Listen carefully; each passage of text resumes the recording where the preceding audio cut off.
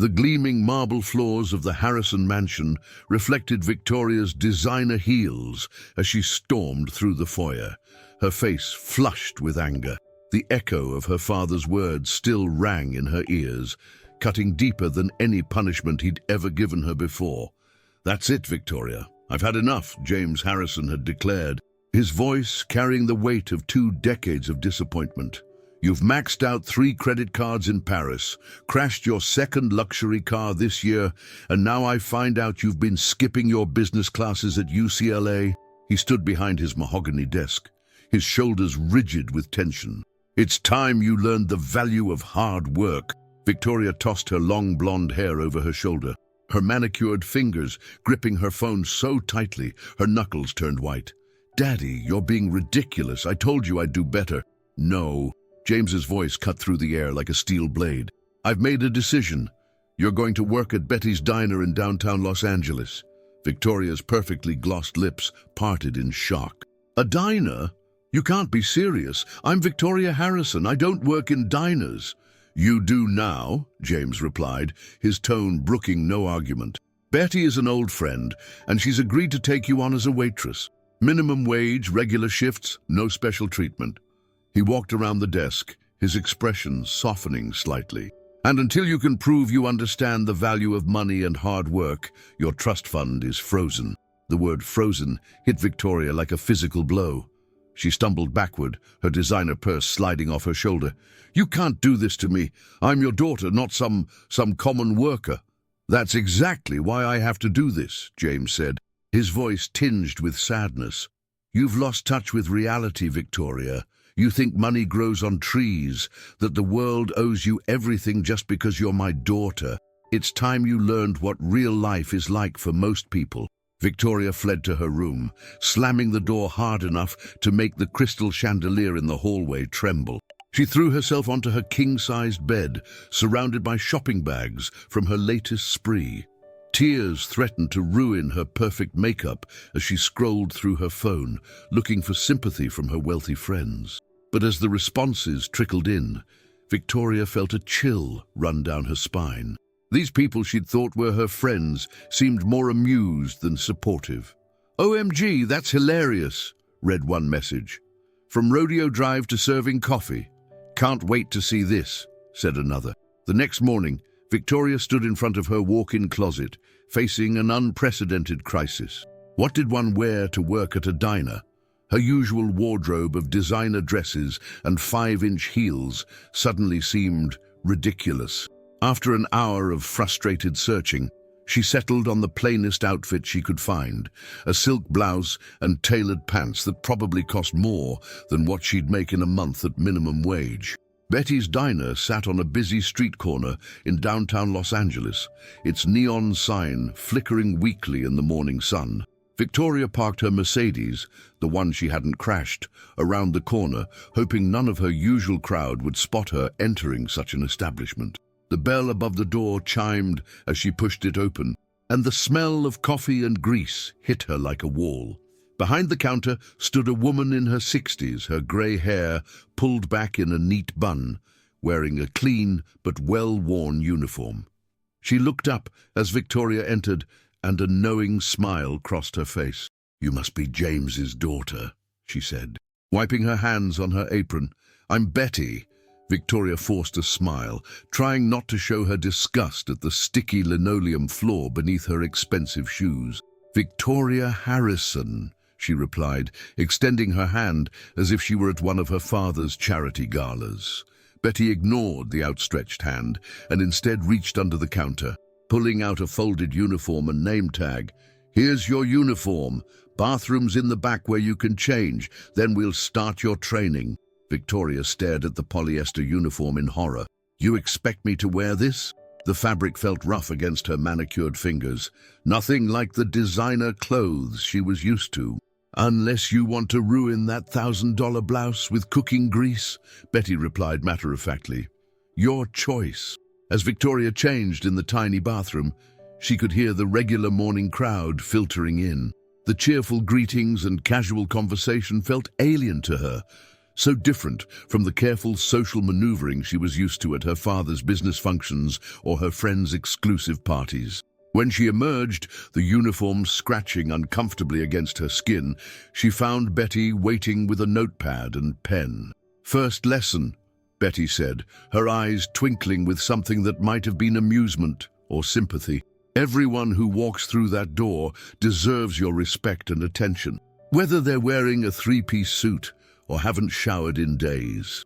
Victoria's first morning was a disaster. She dropped 2 plates, mixed up 3 orders, and nearly had a meltdown when a customer complained about cold coffee. Her feet, unused to standing for hours, screamed in protest. By lunch rush, she was ready to call her father and beg for mercy. But something stopped her. Perhaps it was pride, or maybe it was the way Betty quietly cleaned up her messes without a word of complaint. Or possibly it was the older man at the counter, dressed in worn but clean clothes, who smiled kindly and said, "First day, huh? Don't worry, we all start somewhere." As she drove home that evening, exhausted and smelling of French fries, Victoria caught her reflection in the rearview mirror. Her perfect makeup had smudged, her carefully styled hair was falling flat, and her hands were red from hot water and cheap dish soap. For the first time in her life, she looked real. Little did Victoria know, but that first day at Betty's diner would mark the beginning of a transformation she never could have imagined. And among the regular customers was someone who would challenge everything she thought she knew about life, love, and what truly matters. After 2 weeks at Betty's diner, Victoria's perfectly manicured nails were chipped, her designer shoes had been replaced by practical sneakers, and her morning routine had shifted from leisurely spa-like preparations to hurried showers and hasty ponytails. But something else was changing too, something deeper than her appearance. She was starting to notice things she'd never paid attention to before. Like how Sarah, the other waitress, worked double shifts to put herself through nursing school, or how Betty quietly gave free meals to elderly customers who counted their pennies at the register. The diner wasn't just a restaurant. It was a community, one that Victoria was reluctantly beginning to understand. Then came the morning that would change everything. The bell chimed as it always did, but this time it announced the arrival of a young man who made Victoria pause mid-pour. He wasn't particularly striking at first glance.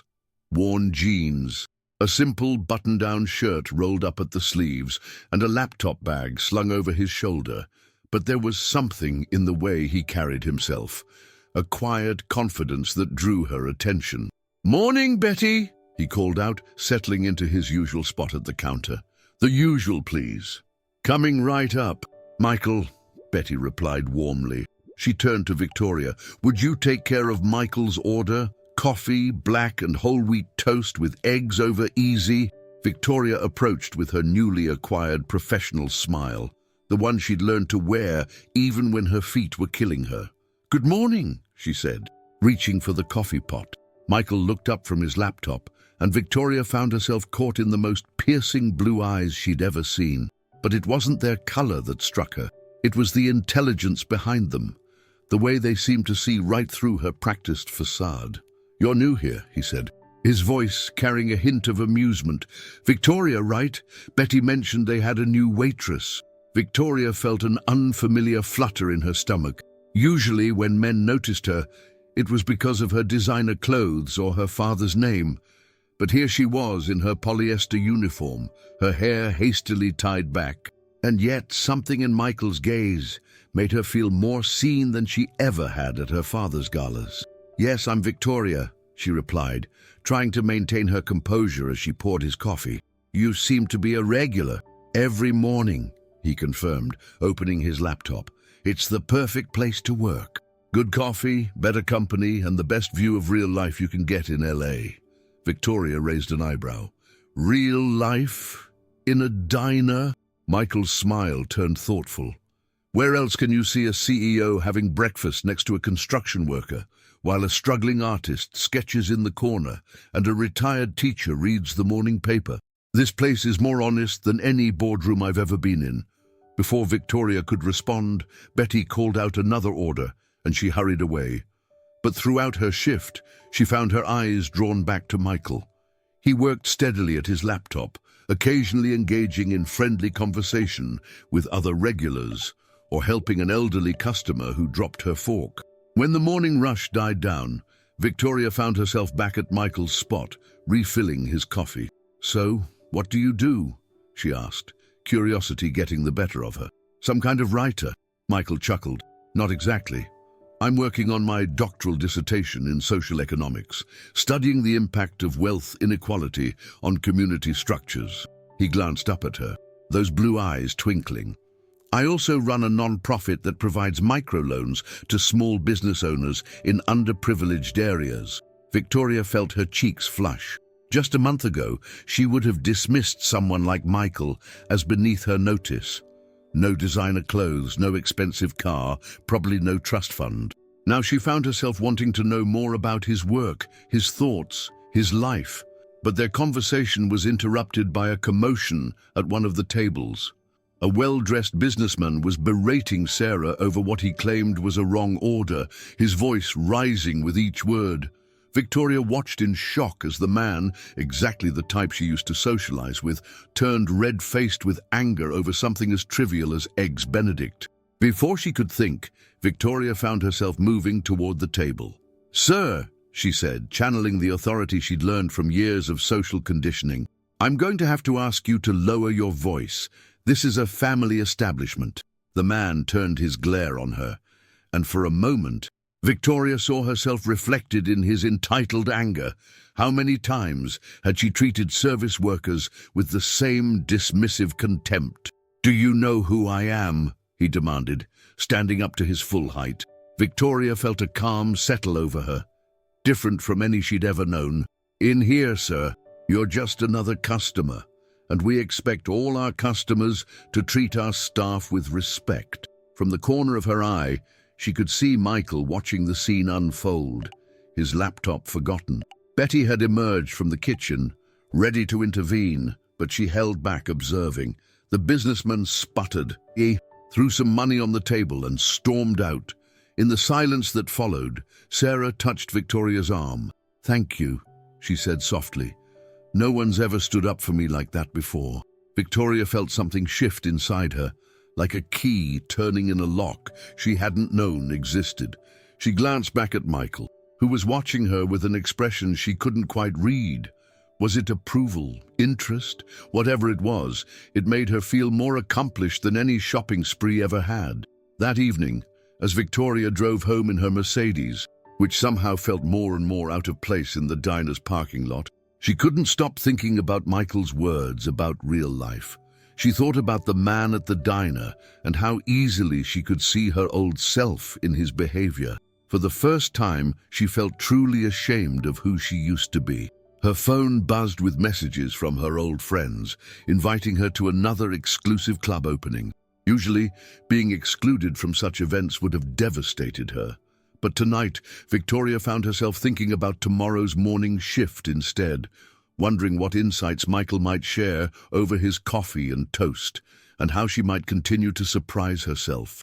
Little did she know, tomorrow would bring challenges that would test her newfound perspective in ways she never could have imagined, forcing her to choose between the comfortable world she'd always known and the authentic life she was just beginning to discover.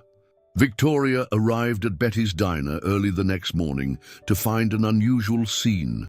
Betty stood at the counter, her normally cheerful face creased with worry as she studied a stack of papers. Sarah hovered nearby, biting her lip nervously. "What's wrong?" Victoria asked, tying her apron around her waist. Betty looked up, her eyes tired. "Nothing you need to worry about, dear. Just some business matters." But Victoria caught a glimpse of the papers. Bank statements, late notices, and what looked like a foreclosure warning. The morning rush began as usual, but there was an undercurrent of tension in the air. Victoria noticed Betty taking longer breaks in her small office, making phone calls that seemed to leave her more frustrated each time. Even the regulars sensed something was off. When Michael arrived at his usual time, he picked up on the atmosphere immediately. "Everything okay?" he asked Victoria as she poured his coffee. Before she could answer, the bell chimed again. Victoria turned and froze. Walking into the diner was Blake Thompson, her ex-boyfriend and one of her father's junior executives. He was wearing a perfectly tailored suit that probably cost more than Betty made in a month. "Vicky," he called out, his voice carrying that familiar entitled tone that once seemed so sophisticated, but now grated on her nerves. "So, the rumors are true. You really are waiting tables." Victoria felt her cheeks burn, aware of Michael watching the interaction. "What are you doing here, Blake?" Blake's smile didn't reach his eyes. "Your father sent me, actually. He's worried about you, slumming it down here. He asked me to offer you a deal. Come back to the real world, take the junior executive position he's been offering. And all this," he gestured around the diner dismissively, "can be a funny little story we tell at cocktail parties." Victoria noticed Betty emerging from her office, her face pale. Something clicked in her mind. "Did my father send you to talk to Betty too?" Blake's smile turned predatory. "Smart girl." "Always were. Yes, your father's investment group is interested in this property. This whole block, actually. Prime real estate, going to waste on..." He glanced around with barely concealed disdain. "Greasy spoons and mum-and-pop shops." Victoria felt sick. This was why Betty was worried. Her father's company was trying to buy out the diner, probably to tear it down and build something more profitable. She thought about Sarah working double shifts for nursing school, the elderly customers who could barely afford their coffee, but whom Betty never turned away, the sense of community she'd discovered here. "The offer to Betty," Victoria said, her voice steady despite her racing heart. "What is it?" "Barely enough to cover her debts." Michael spoke up from his spot at the counter. Victoria turned to him in surprise. "I've seen the paperwork. Your father's company has been pressuring all the small businesses in this area, buying up properties one by one. They're planning a luxury development, high-end shops, expensive restaurants, exclusive clubs." Blake shot Michael an irritated look. "And who might you be?" "Michael Chen," he replied calmly. "I run the Downtown Community Development Project. We've been tracking predatory real estate practices in this area for months." Victoria felt as though she was standing on the edge of a precipice. In one direction lay her old life, comfortable, privileged, safe. In the other, something real, something that mattered. She looked at Betty, who had been more of a mentor to her in the past few weeks than any of her father's business associates had been in years. "Blake," she said, her voice growing stronger. Her voice. "Tell my father I decline his offer. Both of them." "Don't be stupid, Vicky," Blake sneered. "You're not cut out for this life. Look at you, playing at being common. We both know you'll come crawling back to Daddy's money eventually." "That's enough." Michael stood up, his quiet authority filling the space.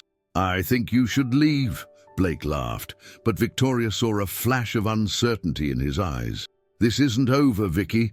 When this place goes under, and it will, don't come crying to your father." After Blake left, the diner was silent. Victoria turned to Betty. "Why didn't you tell me?" Betty sighed, suddenly looking every one of her years. "It's not your burden to bear, dear. Your father's company. They've been at this for months. Most of the other businesses on the block have already sold. We're one of the last holdouts, but with the bank calling in our loans..." "How much do you need?" Victoria asked. "More than we can get," Betty replied. "The equipment needs updating, the roof needs repairs, and the property taxes keep going up. Even if we could fight off the buyout, we're barely staying afloat." Victoria felt tears pricking at her eyes. "This is all my fault if I hadn't been such a spoiled brat. If I'd paid attention to what my father's company was really doing." She felt a hand on her arm and turned to find Michael looking at her with those penetrating blue eyes. "This isn't your fault, Victoria, but maybe you can be part of the solution." "How?" she asked, wiping her eyes. "I don't have access to my trust fund. And even if I did, money isn't always the answer," Michael said thoughtfully. "Sometimes the best solutions come from understanding both sides of a problem. You have something unique. You understand both worlds." Victoria looked around the diner, at the worn but clean counters, the regulars who had become familiar faces, the community that had welcomed her despite her initial attitude. She thought about her father, sitting in his high-rise office, seeing only numbers on a spreadsheet instead of lives and stories. "I have an idea," she said slowly, "but I'm going to need help from all of you." As she began to outline her plan, Victoria felt something she'd never experienced before. The thrill of fighting for something bigger than herself. But she also knew that taking on her father's company would test her in ways she'd never imagined, and the cost of failure would be devastating not just to her, but to everyone who had become part of her new family at Betty's Diner. Victoria stood in front of her father's mansion for the first time in weeks, her waitress uniform replaced by a simple but elegant business suit. The morning sun cast long shadows across the manicured lawn as she took a deep breath, steeling herself for what was to come. In her hand, she clutched a folder containing everything she and Michael had spent the past week compiling. "Remember," Michael had told her that morning over coffee at Betty's, "you're not just fighting for the diner, you're fighting for the soul of the community." The butler's surprised expression when he opened the door told Victoria how much she'd changed. Gone was the entitled princess who used to sweep through these halls. In her place stood a woman with purpose, her chin held high and her eyes clear. She found her father in his study, exactly where she expected him to be at this hour. James Harrison barely looked up from his computer screen as she entered. "Finally come to your senses?" he asked, his tone casual but with an edge of steel beneath it. "Yes," Victoria replied, "but probably not in the way you think." She placed the folder on his desk. "We need to talk about Betty's Diner and the downtown development project." Now she had his attention. James leaned back in his leather chair, studying his daughter with new eyes. "Blake mentioned you were being difficult about this. Victoria, it's business, nothing personal." "Nothing personal?" Victoria's voice rose slightly. "Daddy, do you even know what you're destroying? Have you ever set foot in any of these businesses you're pushing out?" "I don't need to," James replied. "The numbers tell me everything I need to know. That neighborhood is underperforming. Our development plan will revitalize." "Revitalize?" Victoria interrupted, surprising them both. She'd never dared speak to her father this way before. "You mean gentrify? Price out the people who've lived and worked there for generations, replace community with commodity?" She opened the folder and began laying out documents on his desk. "This is Mrs. Chen's grocery store. She gives credit to families who can't always pay on time. This is Joe's hardware. He teaches free home repair classes to single mothers. And this," she placed a photo of Betty's Diner on top, "this is the heart of the neighborhood. These aren't just businesses.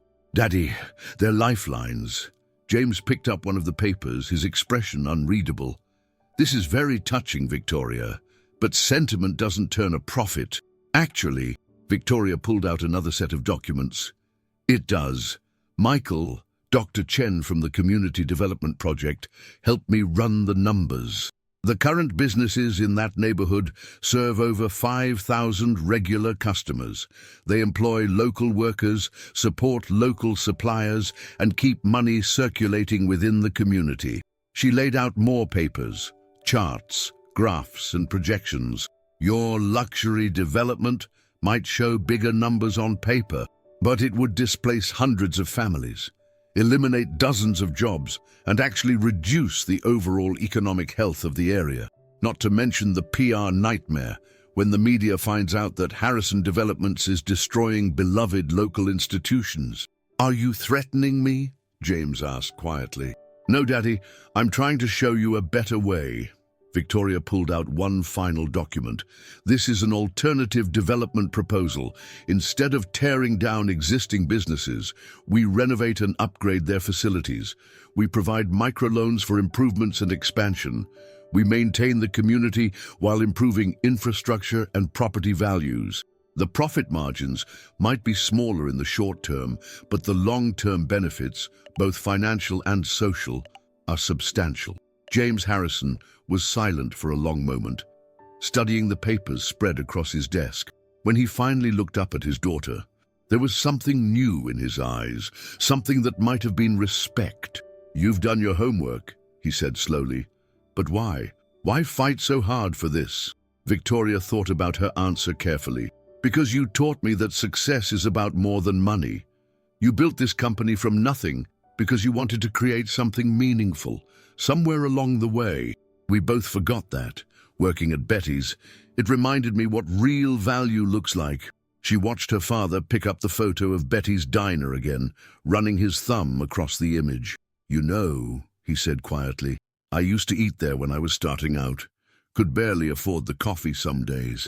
But Betty always let you run a tab." Victoria finished, smiling. "She still does that for people." James set the photo down and looked at his daughter, really looked at her. Perhaps for the first time in years. "You're different," he observed. "This job, it's changed you." "It has," Victoria agreed. "And now I'm asking you to change too, not just for Betty's, but for all the other businesses and families in that neighborhood. We have the power to do real good, Daddy. Isn't that worth more than another luxury development?"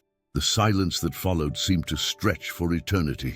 Victoria held her breath, knowing everything hung in the balance. Finally, James Harrison reached for his phone. "Cancel my morning meetings," he told his secretary. Then, to Victoria's surprise, he stood up and grabbed his jacket. "I think it's time I paid a visit to Betty's diner." "Show me everything, Victoria. Make me understand what you see." Victoria felt tears prick at her eyes, but she blinked them back. This wasn't victory yet. There was still so much work to be done, so many details to negotiate. But it was a start. As they drove to the diner in Victoria's now familiar Mercedes, she thought about how much her life had changed in just a few weeks. She thought about Michael, who had shown her the power of looking beyond surface appearances, about Betty, who had taught her more about business and humanity than any corporate seminar ever could, about Sarah and all the regular customers who had become like family. But most of all, she thought about herself, the person she used to be and the person she was becoming. The spoiled princess was gone, replaced by someone stronger, more compassionate, and infinitely more real. When they pulled up to Betty's diner, Victoria saw Michael through the window, in his usual spot at the counter. He looked up as she and her father entered, and the smile he gave her made her heart skip a beat. But there was still one more challenge ahead, perhaps the biggest one yet, and Victoria knew the next few hours would determine not just the fate of Betty's diner, but the future of an entire community. The bell chimed as Victoria and her father entered Betty's diner. The morning rush was just beginning to ebb, leaving behind the familiar scent of coffee and the quiet murmur of regular customers. Betty looked up from behind the counter, her eyes widening slightly at the sight of James Harrison in his expensive suit. "James," Betty said softly, "it's been a long time." "Too long, Betty," James replied, and Victoria was surprised to hear a note of genuine regret in his father's voice. "Your coffee still the best in Los Angeles? Why don't you sit down and find out?" Betty gestured to a booth, not the counter where the business types usually sat, but one of the worn, comfortable booths where families gathered. "Victoria, would you bring us a pot of coffee?" As Victoria moved behind the counter, she felt the weight of every eye in the diner. Sarah gave her an encouraging smile as she prepared the coffee pot. Michael remained at his usual spot, his laptop closed for once, watching the scene unfold. When Victoria returned with the coffee, she found her father studying the diner with new eyes. She could see him taking in the worn but clean floors, the carefully maintained equipment, the wall of photos showing decades of community history. "Tell me about tab number 17, Victoria said, as she poured the coffee. James Harrison's hand froze halfway to his cup. "You know about that. Betty showed me the old ledger," Victoria replied. "About a young businessman who could barely afford coffee, but had big dreams. She kept his tab running for almost a year. That businessman was me," James said quietly, looking at Betty. "I was trying to get my first real estate deal off the ground. Spent every morning here, making calls from that payphone in the corner. Now long gone. Betty never turned me away, even when my tab kept growing." "You paid it back," Betty said, sliding into the booth across from him. "With interest. But that's not why you kept serving me, was it?" James asked. Betty shook her head. I served you because everyone deserves a chance. James, because this place isn't just about food, it's about dignity, community, hope, something your daughter has come to understand very well. Victoria watched her father's face as he looked around the diner again, this time seeing beyond the surface. She could tell the exact moment when he began to really understand, when he saw the elderly couple sharing a single cup of coffee, the construction worker buying breakfast for a homeless man, the student in the corner making a single muffin last while she studied. The development plan, James said finally, the one Victoria showed me, could we really make it work? With some adjustments, Michael spoke up, moving to join them. He extended his hand to James. Dr. Michael Chen, I've been working with Victoria on the proposal. As Michael laid out the refined details of their plan, a community development trust, renovations that would preserve the character of the neighborhood while improving infrastructure, microloans for business improvements. Victoria watched her father's expression change. The shrewd businessman was still there, but now he was seeing opportunities she knew he'd never considered before. It would mean smaller profits initially, Michael concluded, but the long-term social and economic benefits would create sustainable growth and genuine community value, James finished. He turned to Victoria. This is what you've been learning here, isn't it? Not just how to wait tables. Victoria nodded. I learned that real value isn't always measured in dollars, that success doesn't have to come at someone else's expense, that the strongest businesses are the ones that lift up their communities, not exploit them. James Harrison was quiet for a long moment, sipping his coffee. Finally, he set down his cup and looked at Betty. I owe you an apology and much more. Tab number 17 taught me about business, but I forgot the most important lesson, that business without humanity is meaningless. He turned to Victoria. And I owe you an apology too. I sent you here to learn about hard work, but you've learned something I forgot along the way, that true success is about more than the bottom line. Victoria felt tears in her eyes as her father reached into his jacket and pulled out his phone. With a few quick taps, he said, I've just sent instructions to our legal team. We're halting all current acquisition proceedings in this neighborhood. He looked at Victoria. I want you to lead the new community development project. Show me how to do this right.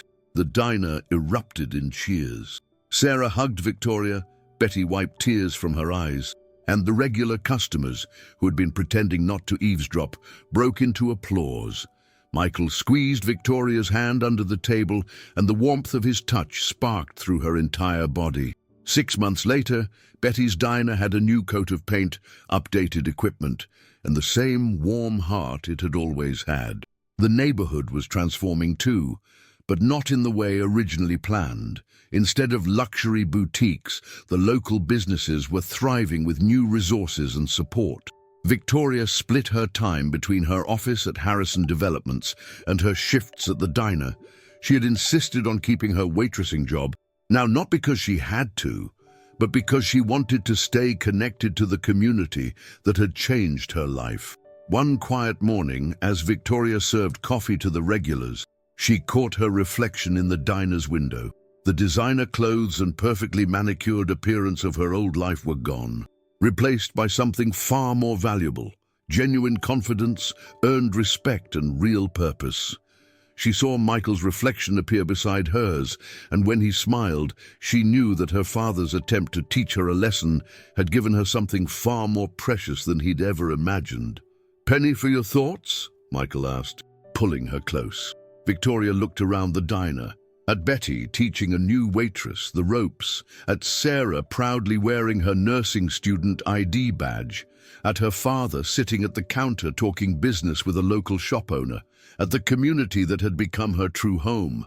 I was just thinking, she said, about how sometimes the biggest rewards come from taking the path you never expected, and how the most important lessons aren't taught, they're lived. The bell above the door chimed as new customers walked in, and Victoria stepped forward to greet them, carrying with her the knowledge that true wealth isn't measured in dollars and cents, but in the lives you touch and the community you build. She had arrived at Betty's diner as a spoiled princess, looking for redemption, but she had found something far more valuable. She had found herself. What would you do if you had to start from scratch, leaving behind all your privileges? Do you think Victoria's father made the right decision by making her work at the diner? Or was he too harsh on her? If this story touched your heart, don't forget to leave a like and share your thoughts in the comments. Your opinion is very valuable to our community. To the left of your screen, you'll find a story that will make you reflect as much as this one. A story that will keep you on the edge of your seat, filled with unexpected twists and life lessons that will touch your heart. If you like this story, subscribe to our channel. Your support allows us to continue sharing exciting stories every day. Stories that help us grow, reflect, and see life from a new perspective. Each subscription helps us keep this space alive where great life lessons are told through stories that reach the soul. See you in the next story.